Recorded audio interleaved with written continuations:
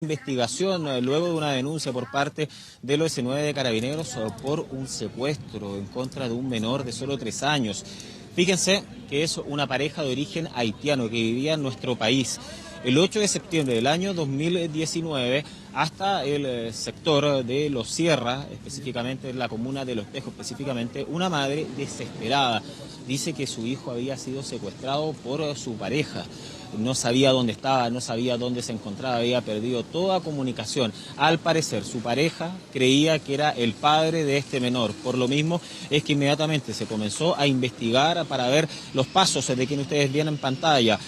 Fredlin Printeps, de 26 años, por análisis de diferentes puntos, análisis de redes sociales, análisis telefónicos y contactos con vecinos del detenido, se pudo concluir que traspasó por vías ilegales el Chacayuta, Arica, posteriormente vía terrestre, Colombia, Guatemala y así llegó hasta México, donde estaba radicado. Ya estaban todos los antecedentes que se encontraba en ese lugar y además la policía mexicana le hizo un control y pudo verificar que se encontraba de manera ilegal en el país de Norteamérica. Por la misma situación tomaron contacto con la fiscalía y se pudo verificar de que estaba de manera ilegal y además con una alerta roja de Interpol, por lo mismo que fueron expulsados tanto el menor con un tratamiento absolutamente diferente y este sujeto y fue detenido a la llegada a las 7:15 de esta mañana en el aeropuerto Arturo Merino Benítez. Revisemos las declaraciones de Carabineros y de la Fiscalía.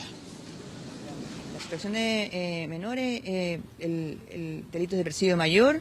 En este caso en particular, pese a que el imputado no tiene antecedentes, sin embargo, la pena que puede enfrentar es superior a 10 años y un día. Se le recibe Carabineros y la Fiscalía dispone diligencias de investigación por parte del Departamento S9 y se realiza una serie de actuaciones investigativas que permiten establecer que este sujeto imputado habría salido por el norte del país y habiendo recorrido lo menos 2 o 3 países, situación que está en materia de indagación e investigación.